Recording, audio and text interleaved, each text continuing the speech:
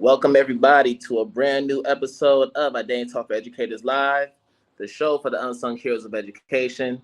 I'm your host, Kwame Sarfo-Mensah. And if this is your first time tuning in to the podcast, I welcome you and I hope that today's episode is one that will have you coming back for more content. And if you're a returning listener or viewer of the podcast, as always, I welcome you back and I hope that today's episode is one that you will find informative, enlightening, and of course, insightful. So before we get to the main event, for people who are on YouTube, please hit that red subscribe button so you can get future notifications on new episodes of the podcast. If you're listening from Apple Podcasts or Spotify, we ask that you subscribe there as well. Now, for those who would like to submit donations to help us continue to build this podcast and overall platform, there are a few ways you can go about doing that. The first is by submitting a one-time donation to any of these three platforms. So if you're on Cash App, you could use the handle $IDTALK4ED. If you are on Venmo, you could use the handle @KwameSM. That's KWAMESM for those who are listening.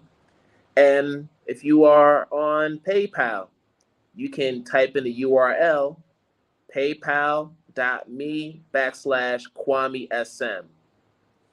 And for those who have been faithful listeners from the beginning, we've been doing this for 5 years. And I know that many of you have been reaching out to me saying how this podcast has been impactful to you as an educator, as a human. You can now make that long-term investment by becoming a patron. So if you go to Patreon, we have an Identity Talk community where you'll be able to get exclusive access to behind-the-scenes content that lets you know how we do things at Identity Talk. So for more information on that, you'll see that in the episode notes. And then, of course, if you want to catch up on past episodes, and we have about 170 plus episodes at this point, you can go to our main website at IDTALK4EDucators.com. Thank you so much for the support. And then finally, I have a new book coming out called Learn to Relearn, Supporting Identity in a Culturally Affirming Classroom. This is a book that is for the time that we are in. If you are a teacher, if you are a community member, if you are a parent, a guardian, anybody who is all about centering, affirming, and honoring the diverse identities of children, young people, regardless of how they express themselves, regardless of where they're from, regardless of what languages they speak, whatever identity markers they bring to the table, this is the book that you want to have in your library. And it's available today on pre-order on Amazon, or you can go to the Rutledge website where you can get your pre-order copy there. And for those who like Kindle, the Kindle version is now available for pre-order as well. So we have the paperback version and the Kindle version. And I know that's still a wait before we see this book come into the universe in November.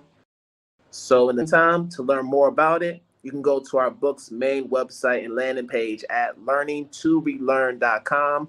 There you'll be able to get an idea of what each of the chapters are about, and you'll have access to free resources that will help you get off to a great start this school year. So check us out there, and I look forward to sharing more about the book in the coming months leading up to the release. All right, y'all, so full transparency. For those who are watching me, you're probably wondering, man, Kwame, where are you? So currently I am in the kitchen of my home because I'm having some technical difficulties. But one thing I know about podcasting is that the show has to go on. And this is a conversation that I need for you all to be a part of and to listen to, which is why we're going to make it happen wherever we are. So today's guest is somebody who I just came across recently on LinkedIn. She reached out to me and she's like, hey, Kwame, thank you for connecting. I got these new ABCs that I want to hit you up about, and this is going to change the education game. I mean, she didn't say those exact words, but that was the energy that she was coming with. So, of course, being intrigued, I listened.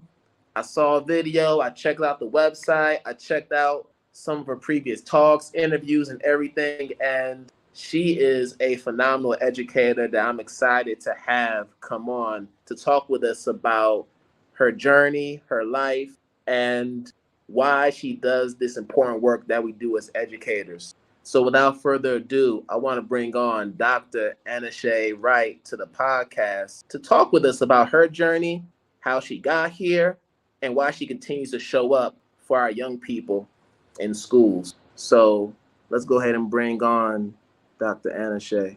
Hey, where's the Jay-Z music? Allow me to introduce Uh, myself.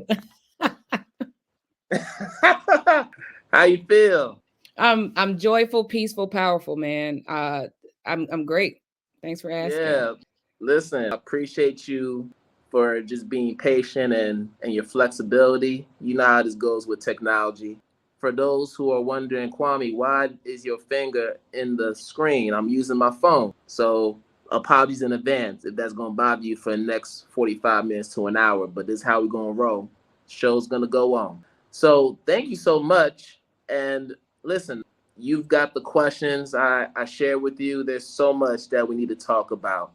Now, first and foremost, we got somebody coming out the ATL. You know, I love the ATL. I love the culture out there. We talk about the epicenter of Black culture. Yes. You go down to the ATL for sure, history and everything. So, why don't we start there from the beginning? Talk to us about your early upbringing and what your family life was like. Man, so interesting. Decatur where's greater is where where I'm at. That's what we call it, Metro Atlanta. I've been here since I was 5 years old. I was born in Indiana. My mom got remarried and we moved down here, and the rest is history. For those who don't know, I'm in DeKalb County, South DeKalb County. And in the 90s, we were the second most prosperous county of Black people in the country. And so I say all that to say that it really disrupts people when they come here and they see Black excellence, right? We actually don't succumb to traditional stereotypes about Black people. We actually think Black people are dope, in most instances here. So it's just a cool place to be from. I'm a nerd, but I tell people you can get these hands or these plans, whichever one you want. You can get these praying holy hands or you can get these strategic plans. This is how we do. And it wasn't until I left Atlanta for 3 years, I was advising a superintendent in Texas. And I just was shocked that everybody didn't love their own people like as much as I loved mine. And so I That's right. ultimately came back to Atlanta. So yeah, I'm the mother of two joyful, peaceful, powerful Black children. They go to Title I African American population schools on purpose. I think every child there is 100% brilliant. And I believe in the promise of Black communities, the collective genius. My upbringing, when you're constantly immersed in the power of Black people, that's what until society tells you otherwise, but That's right. yeah.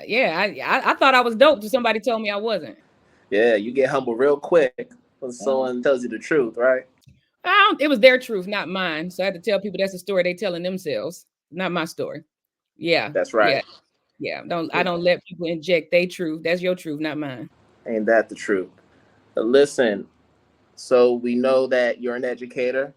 It's the reason why you're here on this platform. So talk to me about who or what inspired you to want to do this work. So I know for some, it was probably one singular person that made it happen. For others, it was a series of events that led to this epiphany of, oh, I need to do this work. This is what I'm destined to do. So what was that for you? I have to say, education is actually my second industry. My first industry, I worked with celebrity nonprofits. And then, had my son and was like, hey, I want something that's more conducive to being a mom, right? As far as the profession, as far as the passion and my approach to instruction, right? And how I show up as an educator, it came from two amazing teachers from my high school, Miss Austin and Marianne Schreckengast. These two educators, man, they always, I always say, some people almost miss the genius of children because we lead with the deficit of kids, right? Society tells us That's Black right. kids can't read, they can't write, blah, blah, blah. We lead with everything they can't do. These two educators led with what we could do. And my sophomore year was my junior year, my senior year. No, my sophomore year, my mother got diagnosed with cancer. And they wrapped their arms around me. They brought the community around me. That's how I learned about the Delta Sigma Theta Sorority Incorporated. Shout out to my sorors, right? The community wrapped their arms around me. They injected love into the schools, and these two educators, they gave me something that I didn't even see in myself, right? I was hurt. And sometimes you get teachers that over abuse power. These two educators asked me what was wrong.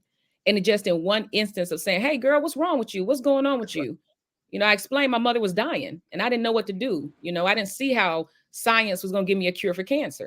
It was a disconnect, right? And they promised me that if I gave my best, that they would give their best. And so I wanted to unselfishly do for other children what these two educators had unselfishly done for me. And just to give context, one of the educators was a paraprofessional, Yep. and the other was the principal. And the principal was a white woman, while the paraprofessional was a Black woman. Yes. And the thing that struck me about your story, Doctor, was the fact that the principal knew when to decenter herself from the situation and let the paraprofessional take over, which you don't normally see. You don't see that all the time in school leadership. But that was something that let me know, what, she different. Like, that's the kind of educator you want to have around kids that knew their place and knew when to come in and show up and when to just step back. Man, let me tell you something. You have to cede power, right? And you have to. Schreckengoss is like the epitome of a European name, right? Like, that's like, it don't get no more Eurocentric than the word Schreckengoss, right? Like a Russian name, right? It is the, but for real. You know what I'm saying? But she understood the cultural and the social capital that the parapro brought, right? And so a lot of times people try to come in and colonize the truth of our communities, right? And you're not really qualified.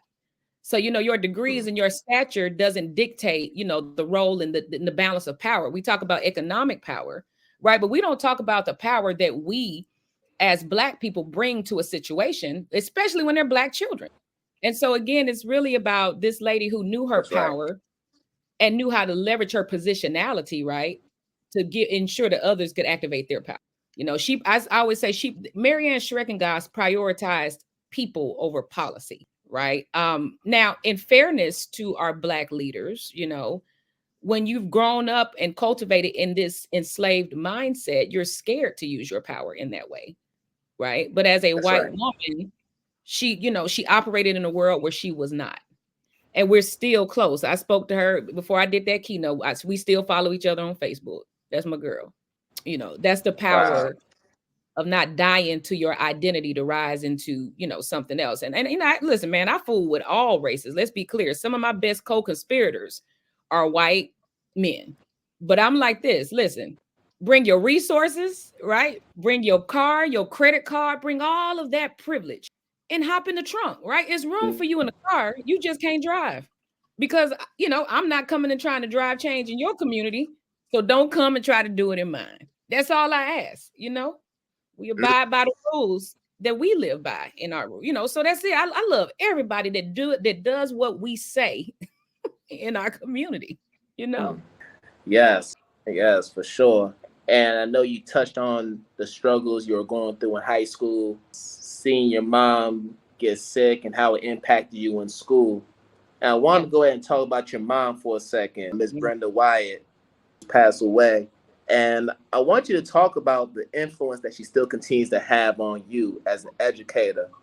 I mean, first of all, I got to give you your props for doing your homework, right? You saying my mother's name in this space. So to you, I say Ashay, my brother. Ashay. I appreciate you elevating the late, great Brenda Wyatt in this space with her maiden last name. But that I'm not going to be petty today. Thank you for doing that. My mom, it's so crazy, man. Like, my mom is the heart and soul of everything I do, right? Everything I do, my mother is the heart and soul. Like, my mama raised me to know my power, right? So some kids, grow up and they have these situations where, their parents talked about control and compliance and stuff. No, my mama taught me to question power. And I need you to understand the nuance of that. My mom taught me you don't attack authority, you question the behavior. So she taught me how to question behavior instead of attacking the person, because she taught me that there is power in asking the right questions, right? She made me memorize a poem called Rules Who Are They Made For when I was 12. She said, rules, who are they made for? Poor folks, white folks, rich black, who say get back, or rich white who are out of sight. I got mine, now you get yours. Who are rules made for? And I would have to stand up and recite it. Little did I know my brain was undergoing one of the most powerful exercises, and my brain was a six-pack because I was taught to know my power. And I internalized that. That's right. So my mother was my greatest teacher. Her love for me and the community. She told me, you question anything that dehumanizes people, starting with your own community. So see, I think that was the other thing about my mama, right? My mama didn't play that. You ain't got nothing good to say about your people, shut your mouth, because you live in a world that's going to do that for you. Wow. So, my mom knew how to weaponize words. Her poetic prowess, right, is what I incorporate every keynote. I'm coming out to bars, I'm flowing, I'm freestyling, but then I'm going to blow your mind because my data and my impact in the classroom is unmatched. It is stellar.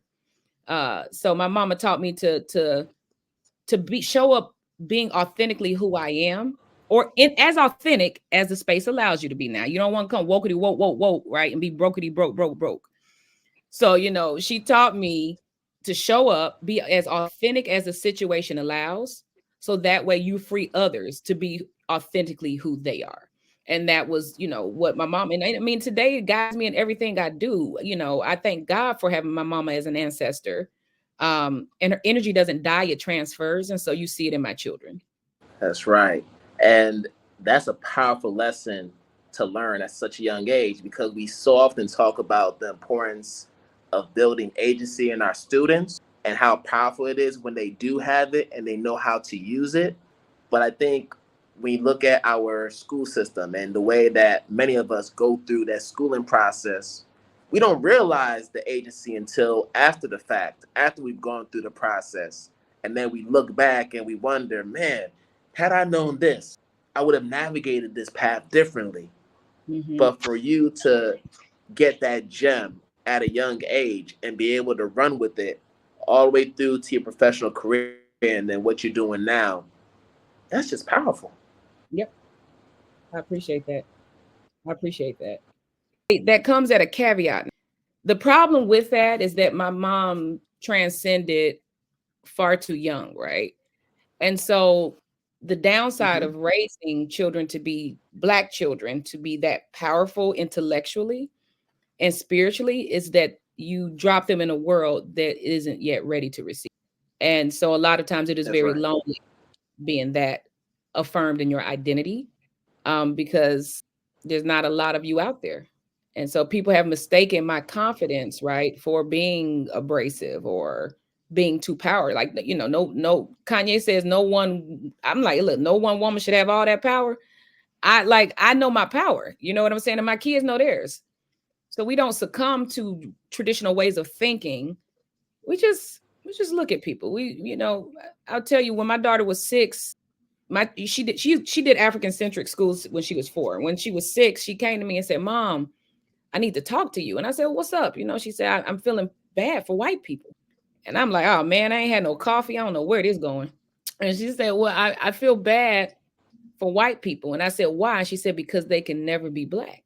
And it blew my mind, right? Because she was so enamored with the idea of who she was, right? That her heart went out. And I told her, I think they're gonna be all right. But I totally understood what she was saying. It was about her being so in love with who she was, right? That she wished that for everyone else. That's powerful.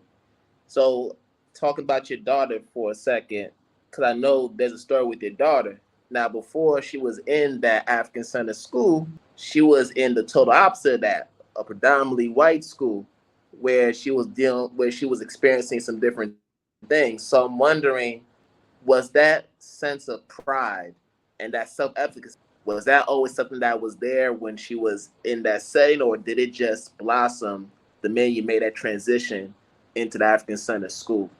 That's a meaty question. I mean, my daughter before she got to that place, right? Ooh, yeah. Before she got there, I drank the Kool-Aid, man.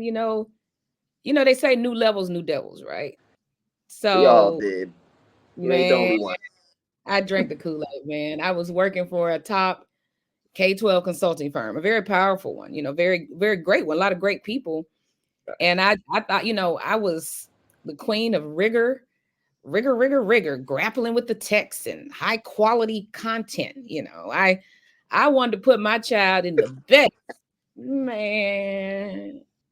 So I put her in it was pre-K core knowledge school because of blah, blah, blah. And then one day she came home and at 4 and said, Mom, I don't want to be Black no more. And it was a sucker punch, right? I pride myself on being blackety black. I prided myself on being woke, but I also prided myself on high quality, rigorous, grapple content, blah, science of whatever. And we forgot that we teach humans, not test and not curriculum, right? We teach humans. Yeah. Well, my daughter said she didn't want to be Black, and I'm like, well, okay, like where that's coming from? Like I got hood real quick, like, okay, well, and she pulled out an assignment called The Gospel Fuzzy. And it was a song that she did at her Christian-based core knowledge, high quality whoopity whoop school. And there was a line in the song that said, it was a Black colored fuzzy. And it said, dark means sin, dark means sin, dark means sin, and I can't get in. Then the white fuzzy meant white meant wash clean, white meant wash clean, white, I'm washed clean and I can get in. And so at the age of 4, she saw that and started associating dark with Black, with being deficit. Now, here's what I need you to understand. I'm in Atlanta, I'm in Georgia, and we're a Bible belt. And religion is a place where we all talk about the darkest night and the dark soul, right? And this begins those narratives. It is in the air we breathe, right? And so the real disruption becomes from within. You have to self-disrupt before you self-destruct, right? And so that's what I did. I associated church with safety. And colors, ain't nothing wrong. We teach kids colors every day, red, white, green. The problem is when you assign a value to somebody's color. And that is when I became relentless in my search for the school that changed our lives. It was called Organization for Black Unity in San Antonio, Texas. Mama Tracy, Baba David. And in that learning environment, they actually never really mentioned white people or Europeaners at all. They only mentioned the power and promise of Black people. So my daughter didn't even really understand the enslavement of humans, right? Because all she knew about is Kwame and Nkrumah. Like I'd be like Marcus Garvey. She knew about the dopeness of Black people, so she didn't focus on anything else. Wow, powerful. Yeah. And you know what? White folks take up every other space, so they're not going to take up this space. Right. Right. So but you got to think about it though. Black people bring white people to the party even when white people ain't there. I've been on one too many equity calls, right? The Black people calls, right? And we spend all the time talking about the harm of white people. Well, some of that needs to be addressed in therapy, in coaching, right? Trauma needs to be addressed in different spaces. But when you have company dollars, you better be talking about a collective solution. If they came and waved the magic Black people wand, what are we collectively asking for in that space? And so we never get to strategic and equity. We always on equity awareness, right? Instead of accelerating inclusion, accelerating the thing, right? We want to be so aware when really we need to move from awareness to action, right? And so my advice to the Black communities, right, is when they're not there, focus on what you want for your kids and learn how to dream big enough where somebody else's race ain't even the issue, because you are so clear on your strategy and a path forward that nothing else even matters. So this season, IDTALK for Educators Live will be including ad spots for businesses, products, and events that are adding significant value to their communities. And here's the catch. You don't have to be an educator or an education-based business to be a part of this. We're looking for people who are just doing great work in the community, and we want to use our platform as a way to amplify their work. So if you are an entrepreneur or you know of an entrepreneur who is doing just that, bring them in our direction. Have them reach out to us. If they want to learn more about their ad spots and how they can get themselves promoted on this platform, they can contact myself, Kwame at IDTALK4EDucators.com. I'll say it one more time. It is Kwame at IDTALK4EDucators.com. Hope to hear from you, and let's keep on amplifying our work and building each other up. Yeah, I agree wholeheartedly with that. We're at a stage where allyship cannot be the max at this point. We gotta shift towards abolition. We gotta shift towards that. Awareness shouldn't be happening at this point because we have so many resources on the internet, all the intellectual property that's been co-opted by white people and others. It's all out there. Yeah. So there's no need for me to tell you what my experience is. Is all literature, all the podcasts, all the influences in the world who can tell you what's going on. So we definitely need to make that shift. So I definitely agree with you on that. But since we on this subject of disruption and abolition, let's talk about disruptive partners. Let's talk about that. Because when I see that name, it's very clear what it is. So when we say partners, we're not looking for just allies. No. Although allies do serve a purpose, we need more than that at this stage. We are disrupting. Yeah. We are shaking the room. We have, if necessary, we're flipping tables over. Figure of speech, y'all. Not literally. Don't get fired now. But, right. But it's about that. That's the kind of spirit we're coming in with. But we also know that disruption can be manifested in different ways. Yeah. It's not always as overt as a flip of the table. Sometimes it can be done in ways that are very systemic. So I want to know a couple things, two-part question. Number one, how did Disruptive Partners come to be?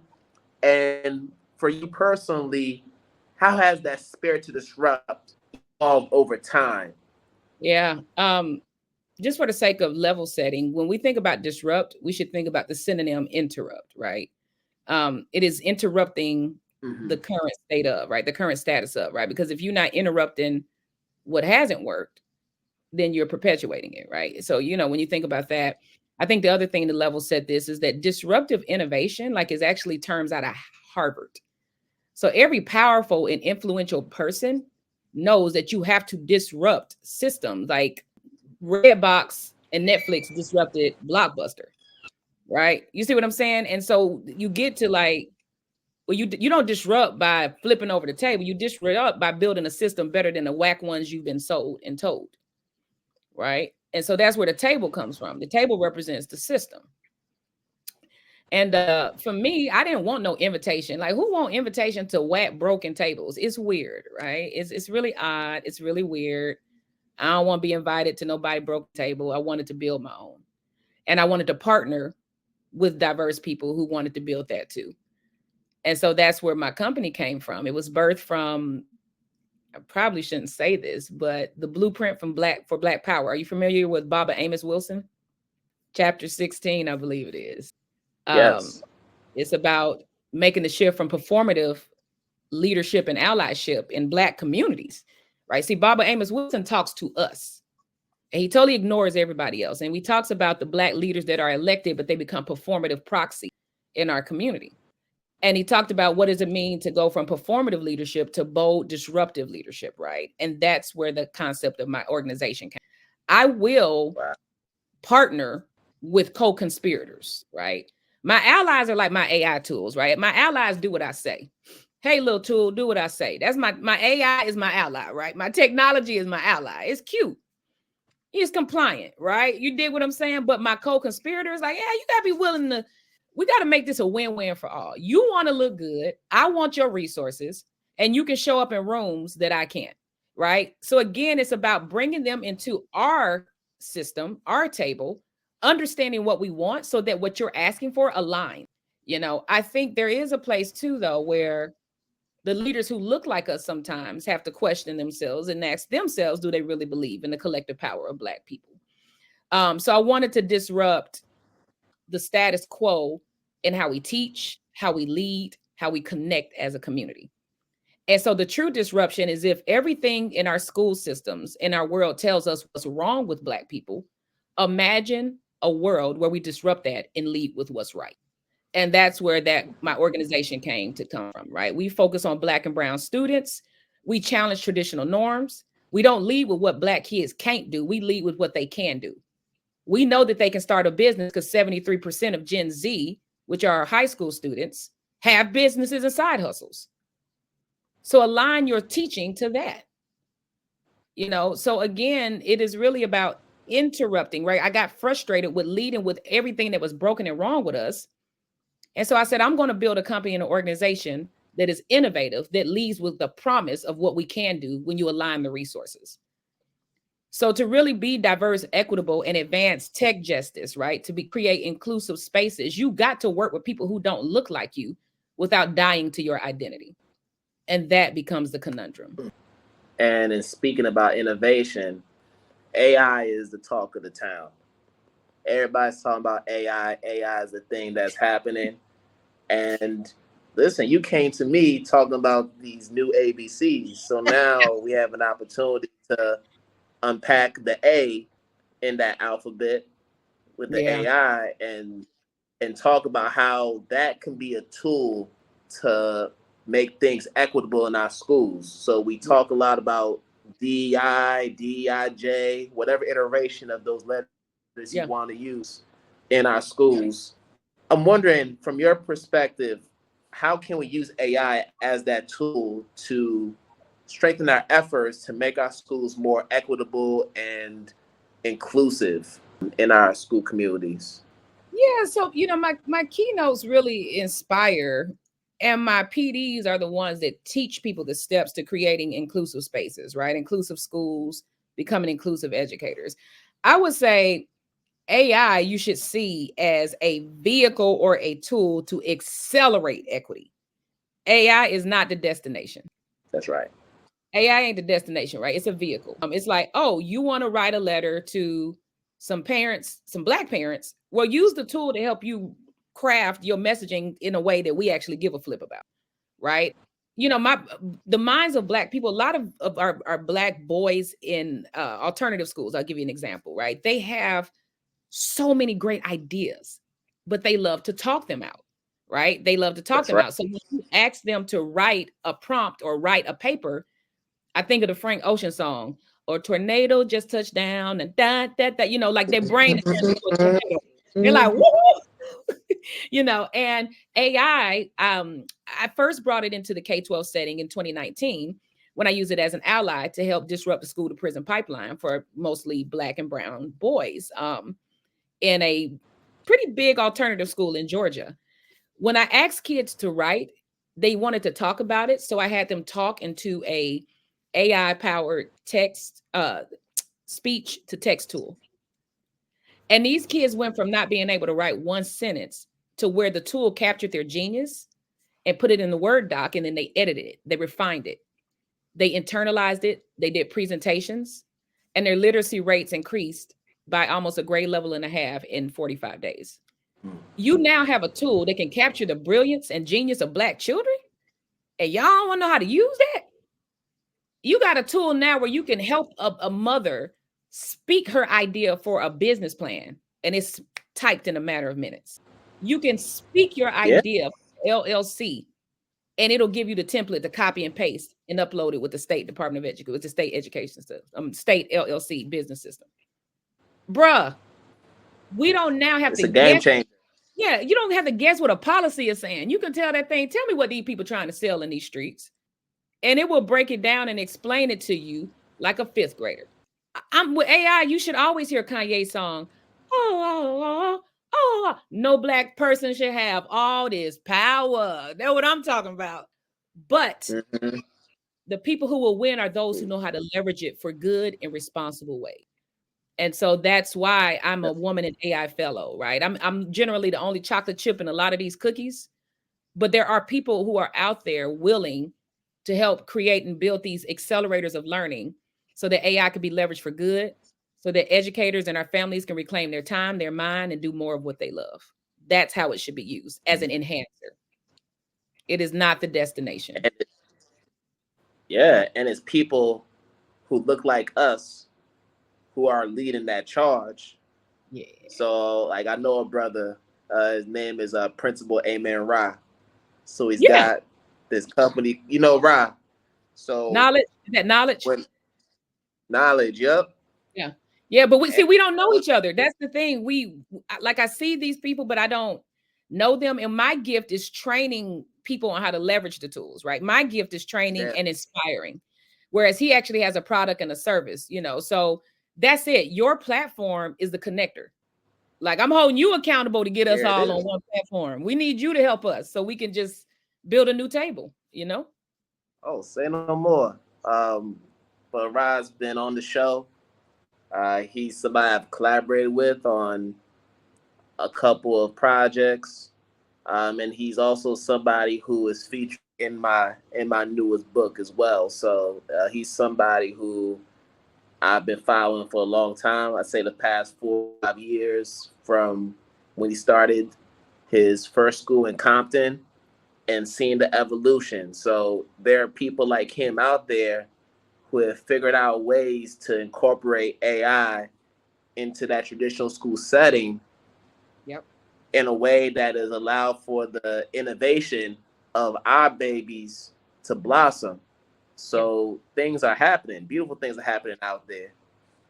Yeah. And that's probably the biggest shift But yeah, in my company, is where I'm now looking to partner with people who actually have products, tools, and services, and connect my keynotes to their products and services. So more partnerships. People call it sales. I think my gift is like external outreach, engagement, getting districts to purchase, to be invested in it. And then I like to pass it off to the people that have the product and the service, right? I don't envision myself. I've designed an AI powered coach, but that's not a priority. Right now, I'm partnering with organizations to help them get good stuff to local communities and schools. So that's been a bigger shift for me, is more partnership, instead of working in isolation. yeah, collectivism is always the way to go, especially when we talk about liberatory work in this field. But I got homework to do. I want to make sure that y'all two get connected, because I already see, I can envision the synergy between y'all two. The visions are aligned, so that's going to be part of my homework in these next coming days. Okay. But I want to ask you about this word fear, right? We've been talking about a lot of things that are high risk. When we talk about liberation, when we talk about abolition, it requires risk.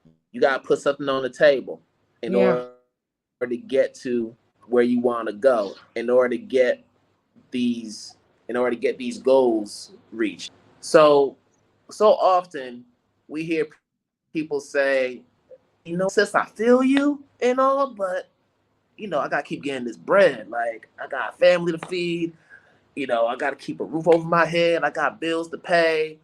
But I'm with you. Like, I really want to do what you're talking about, but I ain't trying to lose my job. Like, I'm scared to speak up. And we all have had those moments at one point or another. But I want to know, for you, in this day and age where you stand right now, what would you say is your relationship with fear within this context of this liberatory work? Oh man, yeah. Fear is one of the 6 major feelings that is my constant companion, right? It is, for me, my training is that I've learned how to self-disrupt myself, right? And I honor feelings as the message, right? I honor the feeling as the driver. And so I'm always trying to get to joy, peace, and power. So you'll always hear me say that, right? Does it bring me joy? Does it bring me peace? Does it bring me power? If it doesn't, it generally brings me sadness, fear, and anger. And so when I see that fear, I confront the fear head on, and I ask myself, what is the danger? What is the danger? When I hear that fear, like, I fear losing my job. What is the danger if you lose your job? Well, I don't have money for my kid. Okay, so then let's think about that. What are the other ways that we can generate revenue, right? What are the other things that we can do? So even if that happened, right, that you have another revenue stream, right? Maybe that means, so you honor the fear, you honor the story, you honor the fear, and you sit in it. When it's sadness, I'm like, well, what's the loss? Like, what has got you like, if it's something sad, you've lost something, time, relationship. And if it's fear, right, you generally, you're there's a danger. When my daughter came home and said she doesn't want to be Black anymore, I immediately said, there's a fear I have. And then I said, Anashay said, yes. Well, what's the danger? The danger is that if my daughter stays in this school, the one thing that will happen that I cannot reverse, right, is her hating herself and her people. That is the danger, that she will no longer love herself and her people. So I knew I had to get her out, right? Because if that's the danger, I will not let my daughter's identity succumb to some whack ass curriculum, right? That's right. Again, I'm gonna tell you this: with the fear, it's real, and you better look it head on and ask, what is the danger? Whatever you're fearing. For me, I'm going through a divorce, right? Like I got all these things happening. Well, what's the danger? Well, I have a one income household. Well, how do I do that? Well, I get multiple streams of income. It could be your business and a 9-to-5, right? It could be these things, right? But you better ask yourself, what is the danger? Because it is sometimes a real one and sometimes a not one. Either not a real one, but either way it goes, you owe it to your humanity to honor it. And you do whatever you can to get you back to joy, peace, and power. Honor the fear and disrupt yourself. Yes. And shift that, shift it. Don't sit in it, right? But you got to honor it. Wow. I just love how give me the alley-oop and it takes me to that next question. I just love how it's flowing right now. So you mentioned peace. You mentioned that life is lifing right now. And I want to start to wrap up the conversation with a couple of questions. Number one, with regard to peace. So you mentioned that you're going through a divorce. You got some other things going on in your personal life. How are you finding peace these days? And are there certain things that you're still exploring about yourself as a human? Yeah. Man. Every day I die to myself to rise into humanity and others. You know, I have a freshman in college, man. He's my son is one of my favorite humans, right? My son and my daughter, they're just so dope. My daughter's a 5th grader. With my oldest being gone, I'm now faced to deal with the mirror of raising a young woman, right? And I didn't get a chance to sometimes be a kid because my mom got sick when I was 12. She was dead by the time I was 18, and I have 2 younger siblings. One of which, my sibling, my brother, 39, just had a stroke June 7th. So one man is out the house, and now I got another man back in the house, right? I'm the primary caregiver for my brother now. And he had a stroke at 39, the same age my mom died. It was at 39. Wow. So I'm having this reckoning of who is Anashay the person, and what does that mean I may have to give up, right? And so I've been really blessed with my business, right? I'm a K-12 consultant, jack of all trades, master of none. But number one, making some intentional decision that my work and my knowledge and expertise may be better within an organization or institution, right, to get to the broader mission. That's a tough one because there's so much power and freedom, right, in working for yourself, right? But I had to disrupt this idea of either or and really embrace that. And like, I still can do my keynotes and do well, right, and do things, right, and then do, an organization, work. So, I've had to really embrace like what gives me peace, right? Do I want to be grinding and hustle culture? I ain't doing that. I'm just trying to go on vacation, man. I love first class. Delta, shout out to Delta. You want, shameless plug. I like Delta Sky Club, right? I don't think everything got to be the struggle bus, right? And so I had to embrace like, oh, I actually do like, I mean, if you want to do Spirit, that's great. But I actually like Delta, and so I think I've had to have this reckoning with myself, and Black people, we have to do this where the struggle don't have to be real. You can work smarter and not always work harder. right? You know, the That's struggle, like right. every struggle is real. Not today, it ain't. Like, I'm just trying to get my look. I'm just trying to go on vacation. So, you know, I think that has been the biggest game changer. And like I'm searching for peace in my life, right? I do things that make me feel powerful. And I don't look for happiness because that's situational. It's, you know, if it's there, cool, but I look for joy even in the midst of chaos. Um, I'm now going slower so that I can go stronger.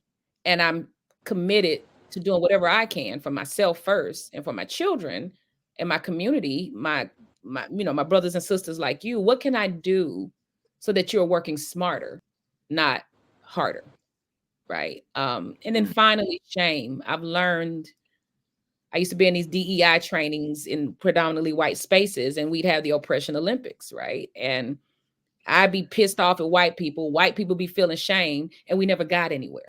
And so now I've made a that's right. commitment to love on my white co-conspirators and allies, and I challenge anybody: don't come for them on this oppression Olympic stuff, right? Because I love them now. You know, I've now had two white people spend a night in my house. Like this ain't stuff we ain't talking about this, right? Like we want to be so inclusive, right?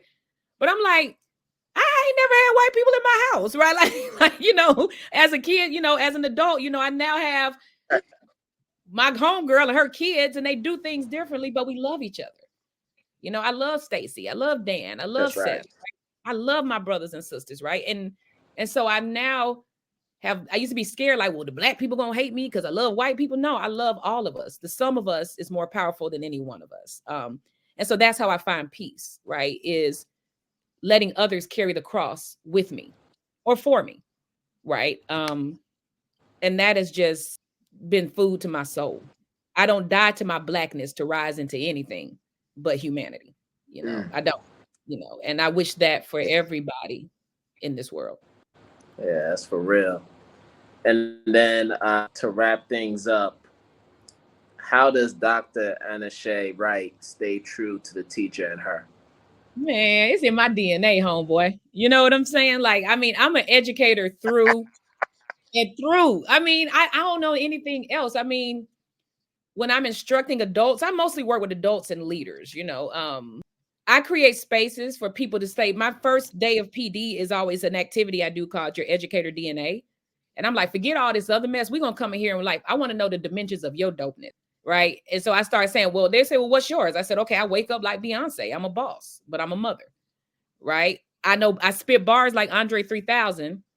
Right. But I'm a poetic prowess like the Nikki Giovanni, my soror, right? So I know who I am. Hmm. And so being creating inclusive spaces for kids requires us to first create inclusive spaces for educators. And that is how I stay true by creating a space that frees others to truly embrace their DNA, their humanity. Because it gets a lot easier to do it for kids in the classroom once you've allowed them to exercise the muscle, right, in a learning space. That's right. Yeah. And listen, Dr. Anashay, thank you so much. This has been an incredible conversation. And I'm not surprised because, you know, my wife's a Delta. Woo! So we love red in this house. Smart man, smart man. And yeah. One of the best decisions I made in my life. But I want to make sure I give an opportunity to let folks know, number one, how they can connect with you on social media. Let them know about the different services that Disruptive Partners offers to different schools and institutions, all that good stuff. So the floor is yours. Yeah, I'm old school. So listen, hit me up, DM me at Anashay Disrupts, ANASHAY On LinkedIn, it is Anashay Wright. But everywhere else, IG, X, whatever they calling themselves now, and Facebook. Now, y'all know Facebook is my jam. Don't judge me. Facebook is my jam. Anashay Disrupts on Facebook as well. But just DM me, man. You know, I'd love to come and speak at your events, do a PD, and just send some love to you. All right. Y'all heard it from her. So thank you so much again. And hopefully down the road, we can bring you back on with an update. Oh yeah, See I how things listen. are I'm, going. I'm putting the pressure on you, brother. You need the virtual table with all the AI nerds and the black innovators. Like you gonna make it happen. I know you're gonna make it happen. Hey, Yes. I'm gonna try. I got a couple people of mine for you to connect with for sure. Two dope brothers. So one of which I'm trying to get on the podcast, but if I do, I'll let you know. Sure. Yeah, please let me know. And whatever I can do to support you, man, I'm proud. I've done my research, and I say Ashe to you, man. Again, I thank you for creating this space. This is not something I would create on my own, but I'm glad to be invited. So I thank you for that. Thank you so much for accepting the invitation, and I hope you have a good rest of your day. Sounds good. Sounds good. Bye, everybody. Take care. All right.